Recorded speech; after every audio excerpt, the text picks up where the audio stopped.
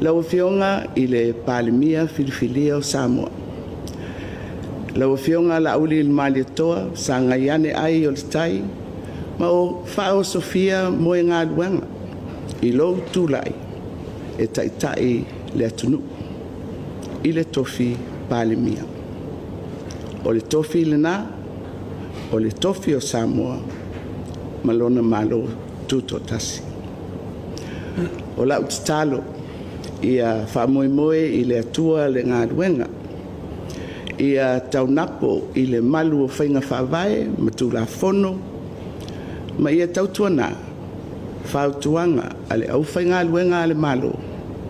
O lo o puno wai i au nanga mō le atunu. Ia manuia lo tūlai mai i le tau aveina o le tofi palimia mō si o tātou atunu.